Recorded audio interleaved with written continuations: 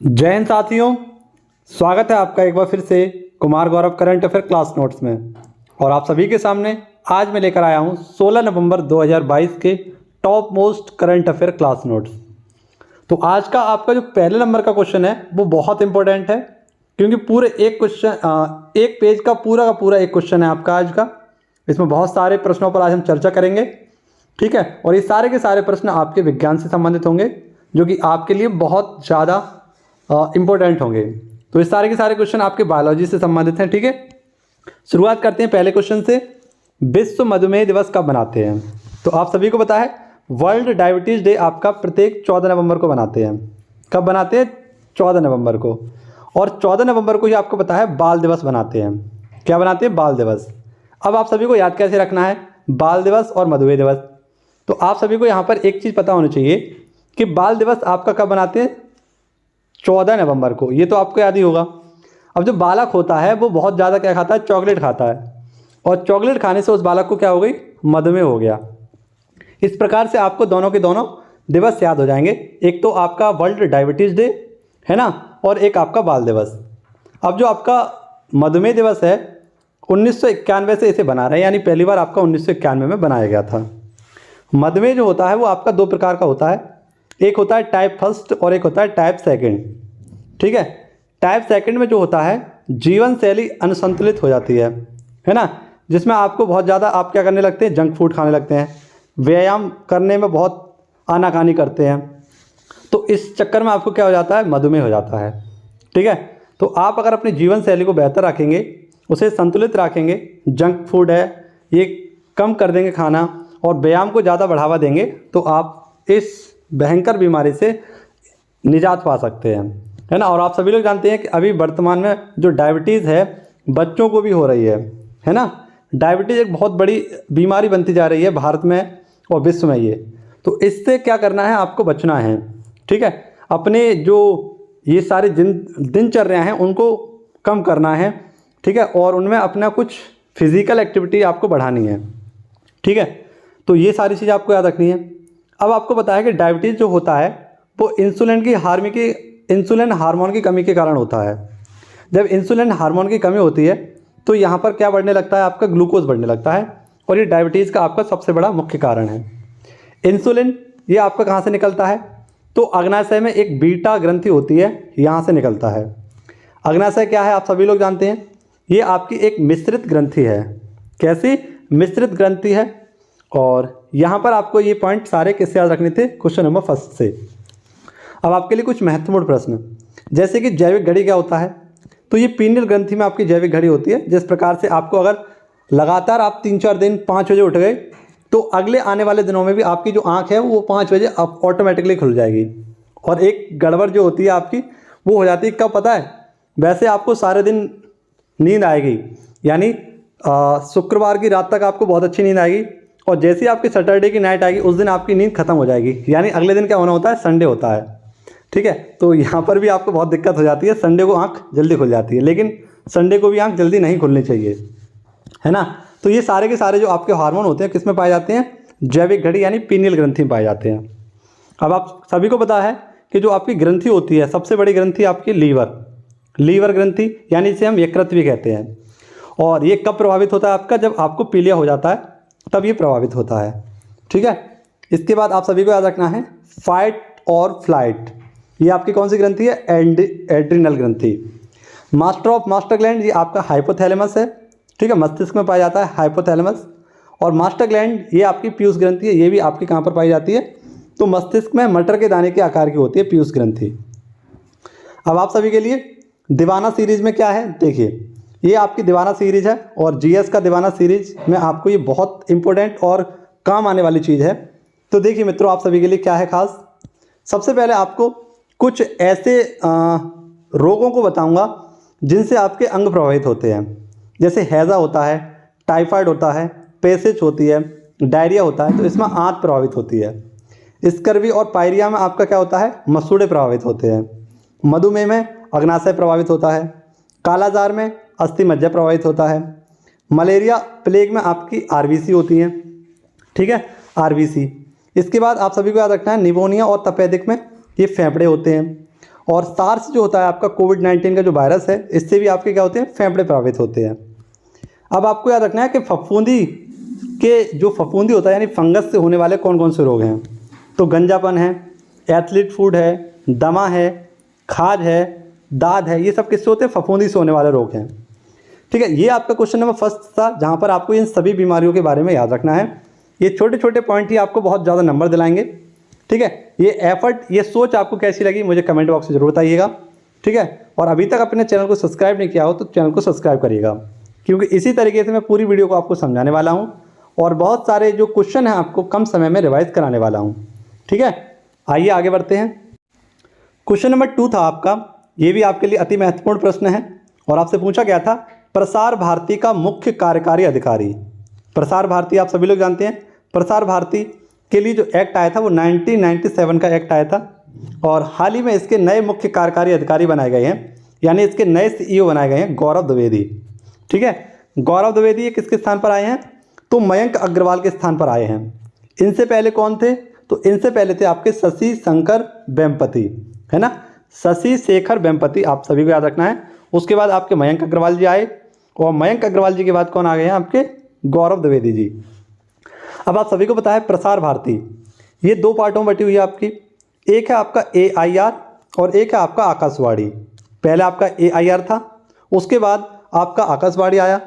ठीक है, यानी कि 1936 में AIR ऑल इंडिया रेडियो की स्थापना हुई, 1957 में आपका आकाशवाणी की स्थापना हुई और इन दोनों के लिए एक विलय जो आया था वो 1997 में इसका एक्ट आ गया। ठीक है, अब आप सभी के लिए कुछ महत्वपूर्ण प्रश्न हैं जो मैंने अलग से आपके लिए लिखे हैं, जैसे कि सेलुलर फोन सेवा ये 1995 में प्रारंभ हो गई। दूरदर्शन पर प्रसारण पहली बार कब हुआ था, 1982 में। टेलीफोन सेवा का शुभारंभ कब हुआ, 1881 और 82 के मध्य में। डाक विभाग की स्थापना कब हुई थी, 1854 में। आप सभी को पता है डलहौजी के कार्यकाल में डाक सेवा की स्थापना हुई थी। BSNL ने अपना कार्य कब आरंभ किया था, तो 2000 में, सन 2000 में BSNL के द्वारा BSNL को आरंभ किया गया था। अब बात आई हमारे कुछ प्रमुख नियुक्तियों की, तो आप सभी के लिए कुछ प्रमुख नियुक्तियां जो मैं आपको कराने वाला हूं। ठीक है, क्वेश्चन था आपका, मैंने करा चुका हूं काफ़ी बार, विधि आयोग के अध्यक्ष। तो आप सभी को पता होना चाहिए विधि आयोग के अध्यक्ष कौन है, ऋतुराज अवस्थी। ये कर्नाटक हाईकोर्ट के मुख्य न्यायाधीश थे आपके और हिवाज पर जो फैसला आया था वो इन्हीं ने दिया था। कानूनी सलाहकार होता है आपका, कानूनी सलाह ले सकते हैं आप किससे, विधि आयोग से, और इसकी स्थापना गवर्नर जनरल बेंटिंग के काल में हुई थी और 1834 में इसके जो पहले अध्यक्ष बने थे वो कौन थे, आपके मैकाले। लेकिन स्वतंत्र भारत के पहले जो अध्यक्ष बने थे इसके कौन थे, MC सीतलवाड़ 1955 में। अब आप सभी के लिए करंट की कुछ महत्वपूर्ण नियुक्तियां देखिए। नीति आयोग के उपाध्यक्ष कौन है, सुमन बेरी। नीति आयोग के CEO कौन है, परमेश्वर अय्यर। UNO में भारत की तरफ से स्थायी प्रतिनिधि कौन है, रुचिरा कंबोज। सेबी की पहली महिला अध्यक्ष कौन है, माधवीपुरी बुच। FATF के नए अध्यक्ष कौन है, T राजा कुमार। और नए विदेश सचिव कौन है, आपके विनय मोहन क्वात्रा। DRDO के हेड कौन है, समीर V कामत। इसरो के हेड कौन है, S सोमनाथ। और CBSE के हेड कौन है, निधि छिप्पर। NCERT के हेड कौन है, दिनेश कुमार सकलानी। और UGC के अध्यक्ष हैं आपके जगदीश कुमार। ठीक है, तो मैं इसका काफ़ी बार आपको रिवीजन करा चुका हूँ और ये आज इसका लास्ट रिवीजन था। इसके बाद मैं आपके लिए अन्य नियुक्तियाँ कराऊंगा। ठीक है, और उनका भी आपको 2 से 3 बार रिवीजन कराऊंगा, आपको सारी की सारी आपकी उंगलियों पर नचाने वाला हूँ। ठीक है, अगला क्वेश्चन आपके लिए और भी ज़्यादा इंपॉर्टेंट है और कल हमने बात की थी तमिलनाडु पर, तो आज पुनः से तमिलनाडु के उन क्वेश्चनों को देखेंगे। उससे पहले आज का करंट अफेयर क्वेश्चन देखते हैं क्या है। कावेरी दक्षिण वन्यजीव अभ्यारण्य को राज्य का 17वां वन्यजीव अधिसूचित करने वाला राज्य कौन सा है आपका, तो इसका पूरा नाम है कावेरी दक्षिण वन्यजीव अभ्यारण्य और ये उस राज्य का 17वां आपका वन्यजीव अभ्यारण्य होगा जिसे अधिसूचित किया गया है, यानी नॉमिनेट किया गया है। तो ये है आपका तमिलनाडु का। ठीक है, आप सभी को पता है कि वाइल्ड लाइफ कंजर्वेशन एक्ट जो आया था आपका 1972 में आया था, है ना, आप सभी को पता है। चलिए अब कावेरी की बात आई है तो कावेरी से संबंधित आपके लिए एक फैक्ट जो इंपॉर्टेंट होगा। कावेरी नदी का जो उद्गम स्थान है वो है कोडाकू जिला, कर्नाटक, और ये तमिलनाडु में इस पर क्या बना हुआ है, आपका मेट्टूर बांध बना हुआ है कावेरी नदी पर। ठीक है, तमिलनाडु राजधानी क्या है, चेन्नई है। मुख्यमंत्री कौन है, M.K. स्टालिन। और गवर्नर कौन है यहाँ के, R.N. रवि। ठीक है, और कल हमने एक क्वेश्चन पढ़ा था, पहला मल्टी लॉजिस्टिक, ये आपका कहाँ पर है, पार्क तमिलनाडु में। और किस मॉडल पर बनेगा आपका, पीपीपी मॉडल पर, है ना, पब्लिक प्राइवेट पार्टनरशिप मॉडल पर ये बनने वाला है आपका। इसके बाद आपको याद रखना है कि कंडावुर स्लेंडर लोरिस अभ्यारण्य, ये भी आपका कहाँ पर है, तमिलनाडु में ही है। शिव समुद्र परियोजना, ये कावेरी नदी पर है। कुल रामसर साइटों की संख्या कितनी है, 75 है। 53वां टाइगर रिजर्व कौन है आपका, रानीपुर, और ये कहाँ पर है, चित्रकूट, बुंदेलखंड, उत्तर प्रदेश में। माउंट मणिपुर, ये अंडमान निकोबार में है। माउंट हैरियट पुराना इसका नाम था। रामगंगा नेशनल पार्क उत्तराखंड में है। सबसे छोटा नेशनल पार्क आपका साउथ बटन, और सबसे बड़ा हेमिस नेशनल पार्क है। ठीक है, अब कल वाले क्वेश्चन की ओर बढ़ते हैं। ये वाला कल का क्वेश्चन था आपका तमिलनाडु का, पहला मल्टी लॉजिस्टिक पार्क, ये चेन्नई में, मैंने बताया आपको पीपीपी मॉडल पर होगा। 1428 करोड़ रुपए इसमें बनाने में खर्चा आएगा। ठीक है, अब तमिलनाडु की बात आई थी तो तमिलनाडु के हम क्वेश्चन देख लेते हैं। तमिलनाडु के मुख्यमंत्री कौन थे आपके, एम.के. स्टालिन, और इनकी ऑटोबायोग्राफी का नाम है ओमलिंग ओरुवन। ठीक है, अब देखिए एन जो आपका एजुथम योजना है, ये किसने स्टार्ट की है, तमिलनाडु ने। मुफ्त नाश्ता कार्यक्रम तमिलनाडु का है। पहला डुगोंग संरक्षण केंद्र तमिलनाडु का है। कुडनकुलम संयंत्र आपका तमिलनाडु का है। कोरोमंडल तट ये आपका तमिलनाडु का है। पोंगल उत्सव ये तमिलनाडु का है। शास्त्रीय नृत्य तमिलनाडु को क्या है, भरतनाट्यम। और यहीं पर आपका मीनाक्षी मंदिर है मदुरई में, ठीक है, तमिलनाडु में, जो द्रविड़ शैली में बना हुआ है। और तमिलनाडु के तट को क्या कहते हैं, तो आप सभी को पता होना चाहिए, कोरोमंडल तट कहते हैं, जहाँ पर क्या होता है आपका, लौटते हुए मानसून से वर्षा होती है।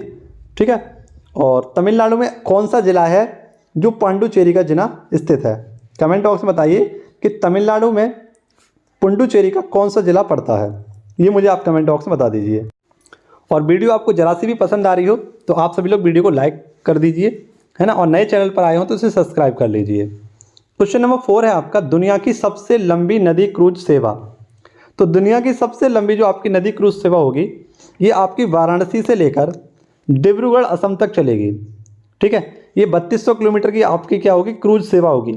क्रूज का मतलब होता है जहाज में बहुत सारे व्यक्ति जिसमें बैठ जाते हैं, तो उसको क्रूज सेवा बोला जाता है।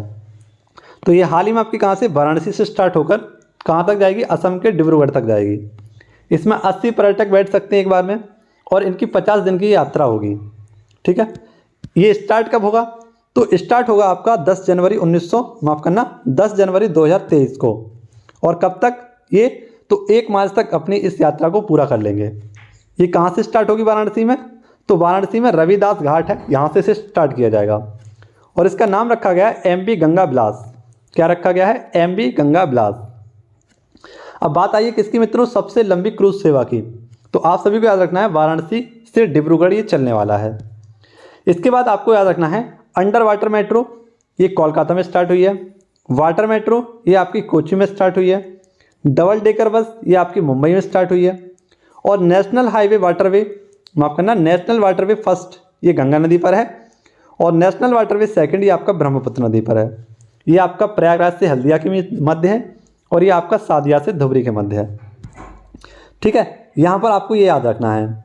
अब हाल ही में आपको बताया है कि पक्षियों की गणना करने वाला पहला राज्य कौन सा है आपका, तो पक्षियों की गणना करने वाला पहला राज्य है आपका नागालैंड। ठीक है, खुद का OTT प्लेटफॉर्म जारी करने वाला पहला राज्य कौन सा है, तो आप सभी लोग याद रखना वो है आपका केरल। और हाल ही में आपका सबसे ऊंचा पुल कहाँ पर बना है, तो चेनाब नदी पर बना है। कहाँ पर बना है, चेनाब नदी पर। और अटल पुल आपका कहाँ बना था, अटल ब्रिज, तो ये आपका अहमदाबाद में बना था अटल ब्रिज। ठीक है, जो कि पतंग के आकार का था। और हाल ही में आपको पता है कि पम्बन जो ब्रिज बना था आपका, ये पम्बन ब्रिज जो ओपन हो जाएगा, ऊपर से खुल जाएगा, ये आपका रामेश्वरम में तमिलनाडु बनेगा। ठीक है, तो ये पुलों के कुछ क्वेश्चन थे जो मैंने आपको बताए।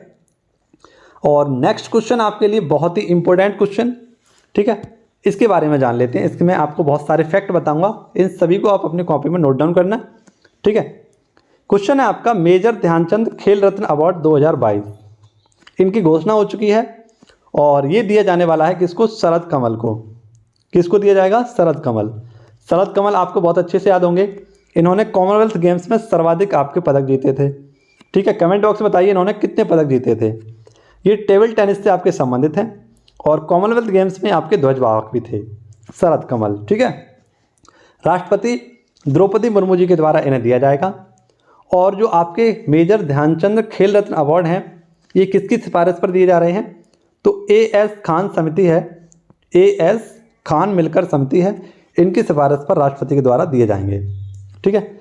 अब आप सभी को पता है कि मेजर ध्यानचंद जो खेल रत्न अवार्ड हैं, इनकी शुरुआत 1992 में हुई थी। तब इनका नाम क्या था? तो इनका नाम था राजीव गांधी खेल रत्न अवार्ड, लेकिन 2021 में इसका नाम चेंज कर दिया गया है, आप सभी को पता है ना। और इसका नाम हो गया आपका क्या? मेजर ध्यानचंद खेल रत्न अवार्ड। पहले इसका नाम क्या था? राजीव गांधी खेल रत्न अवार्ड। और ये तब पहली बार किसे दिया गया था? तो विश्वनाथ आनंद जी को दिया गया था, जो कि शतरंज के जादूगर हैं। ये आपके पहले ग्रैंड मास्टर हैं। 1991-92 में सबसे पहले इन्हीं को ये पुरस्कार दिया गया था, राजीव गांधी खेल रत्न अवार्ड। ठीक है। शुरुआत कब हुई? 1991 में। और आप सभी को पता है इसकी जो पुरस्कार राशि है वो कितनी है? 25 लाख रुपए है। पहले कितनी थी? ये 12 लाख रुपए थी। ठीक है। अब आप सभी को याद रखना है कि जो विश्वनाथ आनंद जी हैं, इनकी एक बहुत ही फेमस बुक है जिसका नाम है माइंड मास्टर। क्या नाम है? Mind master. 2018 में किसे दिया गया था? तो चीकू और चानू को दिया गया था। तो चीकू हैं आपके विराट कोहली जी और चानू हैं आपकी मीराबाई चानू। तो 2018 में इन दोनों को दिया गया था। अब आप सभी को पता है कि 2021 में ये 12 खिलाड़ियों को दिया गया था। कितने? 12 खिलाड़ियों हैं। इनमें आपकी एकमात्र महिला क्रिकेटर कौन थी? तो मिताली राज थे। और एकमात्र आपके फुटबॉलर कौन थे? सुशील छेत्री थे। आपका ना सुनील छेत्री थे। ठीक है। इसके बाद आप सभी को याद रखना है कि 2020 में ये कितने खिलाड़ियों को दिया गया था? तो 2020 में ये 5 खिलाड़ियों को दिया गया था। ठीक है। 5 खिलाड़ी में आपके रोहित शर्मा थे, मरियप्पन थंगावेलु थे, रानी रामपॉल थी, विनेश फोगाट थी और एक आपकी थी टेबल टेनिस की खिलाड़ी जिनका नाम क्या था? एक थी आपकी मानिका बत्रा। तो इन 5 खिलाड़ियों को दिया गया था। ठीक है। और 2022 में अभी ये घोषित नहीं किया गया है 2022 में कितने खिलाड़ियों को दिया जाएगा, लेकिन अब तक के इतिहास में 2021 में सबसे ज़्यादा खिलाड़ियों को दिया गया था और वो भी 12 खिलाड़ियों को दिया गया था। ठीक है। तो ये आपको याद रखना है। और आगे बढ़ते हैं, कुछ और महत्वपूर्ण क्वेश्चन हैं इसके बारे में, उन पर भी हम बात करेंगे। जैसे कि इसमें ही आपको पता होना चाहिए, एक होता है यूनिवर्सिटी की जो सर्वश्रेष्ठ यूनिवर्सिटी होती है उसके लिए एक अवार्ड दिया जाता है, मौलाना अबुल कलाम आज़ाद ट्रॉफी। और ये हाल ही में किसे दी गई है? तो गुरु नानक यूनिवर्सिटी जो कि अमृतसर पंजाब में है, इसे दी गई है। हालांकि ये कट गया होगा, आपको दिख नहीं रहा होगा, लेकिन मैं फिर भी आपको एक बार रिपीट कर देता हूँ, बोल देता हूँ कि मौलाना अबुल कलाम जो आज़ाद ट्रॉफी है जो कि यूनिवर्सिटी को दिया जाता है, ये गुरु नानक यूनिवर्सिटी अमृतसर को दिया गया है। इसके बाद आपके लिए अति महत्वपूर्ण प्रश्न, द्रोणाचार्य पुरस्कार ये सर्वश्रेष्ठ कोच के लिए दिया जाता है। इसके लिए किस किस को दिया गया है? तो जीवन जोत सिंह को, इसके बाद मौलाना अमर अली कमर को दिया गया है और एक है सुजीत मान, इनको दिया गया है। ये तीरंदाजी से संबंधित हैं, ये आपके मुक्केबाजी से और ये आपके कुश्ती से संबंधित हैं। इसके बाद है आपका अर्जुन पुरस्कार, ये भी बहुत इंपॉर्टेंट है। 4 साल लगातार खेलों में अच्छा प्रदर्शन के लिए इस पुरस्कार को दिया जाता है। और सीमा पूनिया जो कि एथलीट्स हैं, इनको दिया गया है। एक है आपके एल्डोस पॉल, ये ट्रिपल जंप से संबंधित है, इनको दिया गया है। एक है आपकी लक्ष्य सेन, ये बैडमिंटन से संबंधित हैं। और एक है आपकी आर प्रज्ञानंद, इनको दिया गया है जो कि शतरंज से संबंधित हैं। ठीक है। तो ये आपको याद रखना था, ये आपके लिए बहुत इंपॉर्टेंट रहेंगे। कहीं ना कहीं आप इन क्वेश्चनों को एक बार देख लेना, अगर क्वेश्चन पूछा गया तो आपका गलत नहीं होगा। देखिए अगला क्वेश्चन है आपका सी विजिल 2022, या 2022 ना कहकर इसे हम 22 भी कह सकते हैं। सी विजिल 22 का कौन सा संस्करण है? तो सी विजिल 22 का जो संस्करण है ये 3रा संस्करण है। समुद्र पर नज़र रखने के लिए इसको किया जाता है। ठीक है। आप सभी को याद रखना है। और आप सभी को पता है कि समुद्र पर नज़र रखेंगे तो किस पर नज़र रखेंगे? तटीय सीमा पर। और भारत की तटीय सीमा कितनी है? तो 7516 किलोमीटर है, आप सभी लोग याद रखना। तो इसी को बोला गया पैन इंडिया। आप सभी को पता होगा कि 26/11 की एक बहुत ही दर्दनाक मुंबई हमला हुआ था जिसमें हमारे काफ़ी देशवासी मारे गए, सैनिक भी मारे गए, है ना। तो ऐसी ही घटनाओं को रोकने के लिए इसका सी विजिल का आयोजन किया गया है और ये इसका 3रा संस्करण है, क्योंकि जो पाकिस्तानी भारत में घुसकर आए थे वो इसी रास्ते से आए थे, मुंबई के जो समुद्री रास्ता है उससे आए थे, है ना। और उन्होंने इसको 26/11 को अंजाम दिया था। अब आपके लिए दीवाना सीरीज में क्या है? तो कुछ नया पढ़ने के लिए आपके लिए मैं लेकर आया हूँ आज। देखिए हिमालय, हिमालय इसकी सबसे ऊंची चोटी कौन सी है? Mount Everest. ऊंचाई कितनी है इसकी? 8848। काराकोरम ये आपकी किस में पड़ती है? तो ट्रांस हिमालय में पड़ती है और इसकी सबसे ऊंची चोटी कौन सी है? K2। और ये इसकी ऊंचाई कितनी है? 11,000 माफ़ करना 8,611 मीटर। इसके बाद एंडीज, इसकी सबसे ऊंची चोटी कौन सी है? एकांकगुआ, और इसकी ऊंचाई है कितनी? 6,960 किलोमीटर। 9 मीटर में कर लेना, किलोमीटर नहीं। रॉकीज पर्वत, और इसकी सबसे ऊंची चोटी है माउंट एल्बर्ट, 4400 मीटर इसकी ऊंचाई है। नेक्स्ट है आपका आल्प्स पर्वत, और इसकी सबसे ऊंची चोटी है माउंट ब्लैक, और इसकी ऊंचाई कितनी है? 4807 मीटर। ठीक है, तो ये आपके लिए दीवाना सीरीज में कुछ नया था। आई होप आपको ये सारी जो मैं करा रहा हूँ पॉइंट ये पसंद आ रहे होंगे। कमेंट बॉक्स में बताना आपको अगर पसंद आ रहे हो, तो मैं लगातार ऐसे ही पॉइंट आपको बार बार कराता रहूँगा।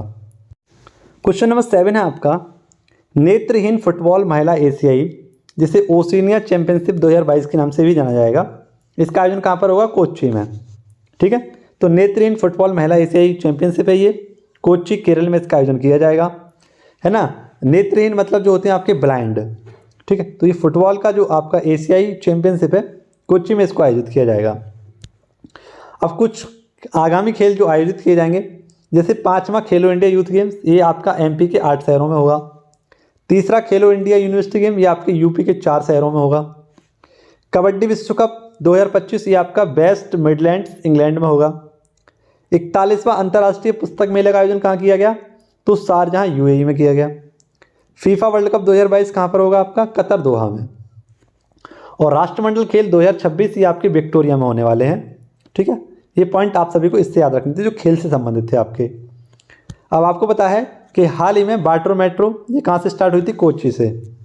आईएनएस विक्रांत का शुभारंभ कहाँ से किया? कोच्चि से।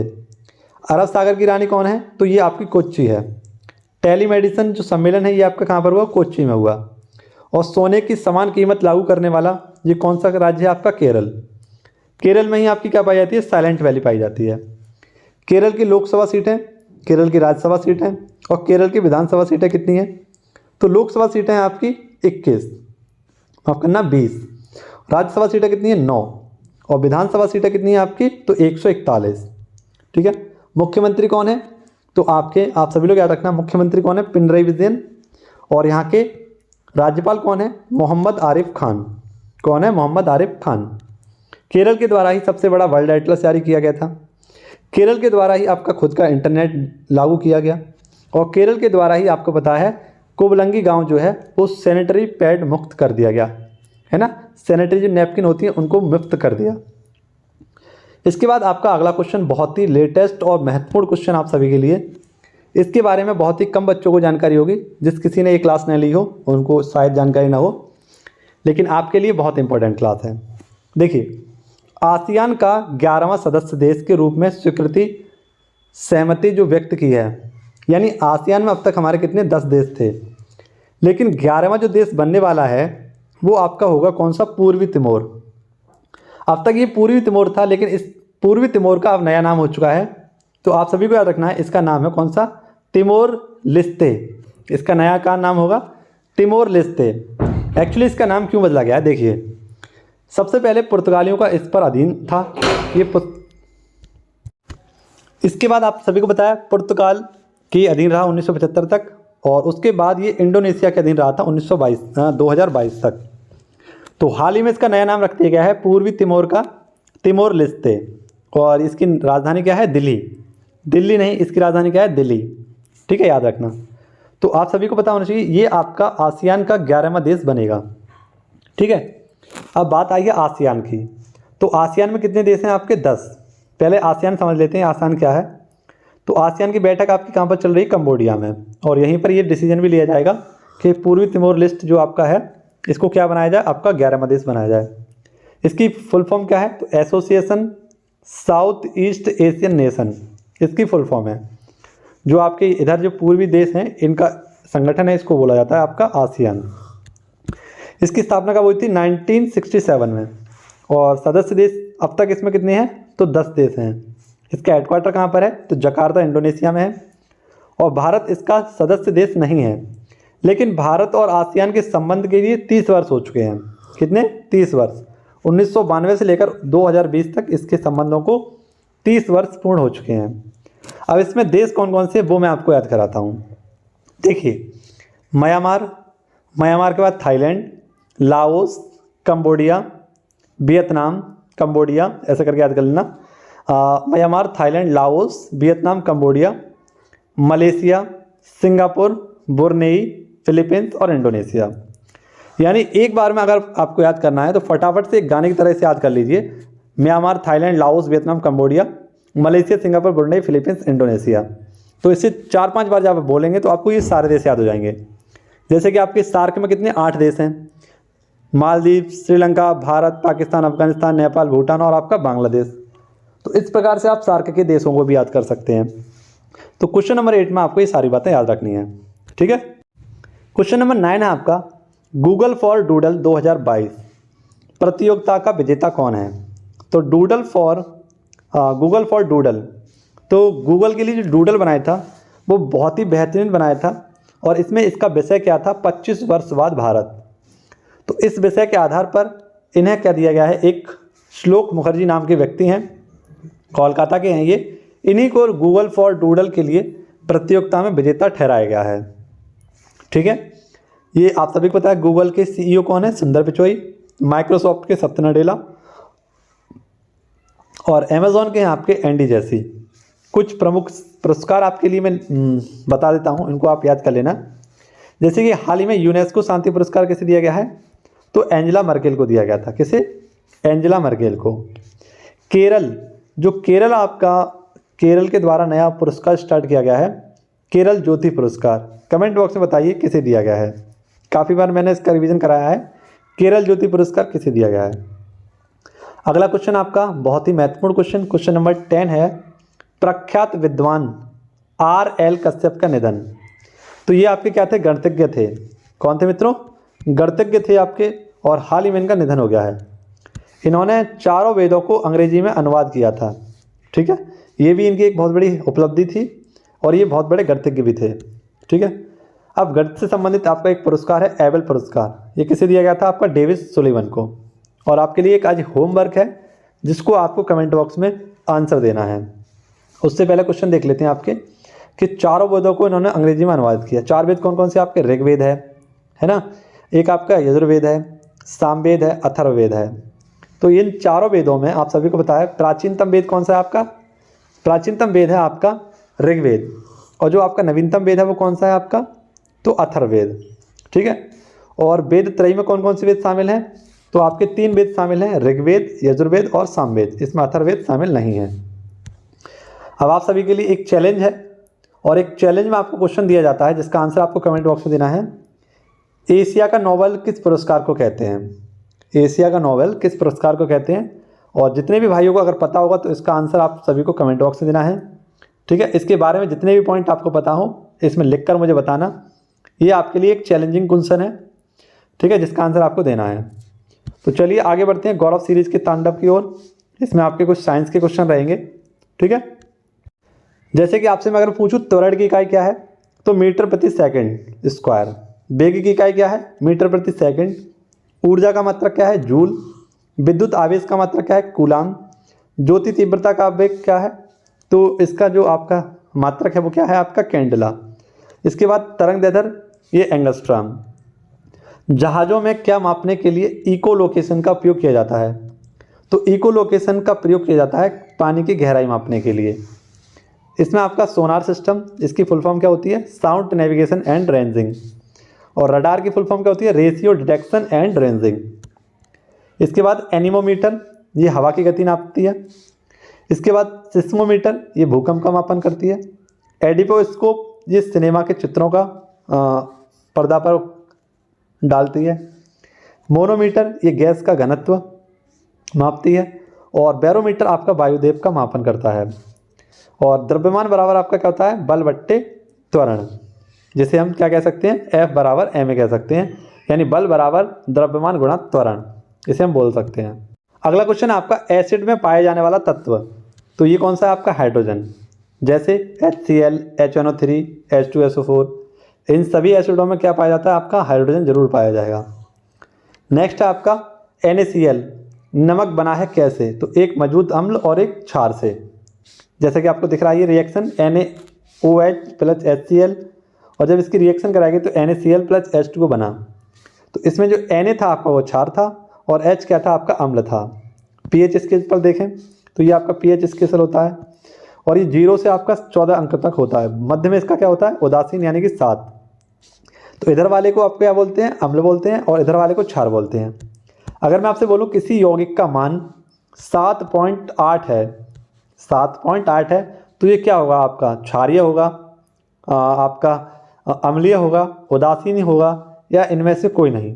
तो आपका राइट आंसर होगा क्या, ये एक क्षारीय यौगिक होगा। अगला आपका क्वेश्चन था मांसपेशियों को हड्डी से जोड़ने वाला को क्या कहते हैं, कंडरा या टेंडन। हड्डी को हड्डी से जोड़ने वाले तत्व को क्या कहते हैं, लिगामेंट। नेक्स्ट आपका वर्टिब्रेट पाया जाता है तो रीढ़ की हड्डी में। ये वयस्कों में आपके 28 होती हैं और बच्चों में ये आपकी 33 होती हैं। इसके बाद खोपड़ी में कुल आपकी अस्थियाँ कितनी पाई जाती हैं, तो 29। खोपड़ी में कितनी अस्थियाँ पाई जाती हैं, 29।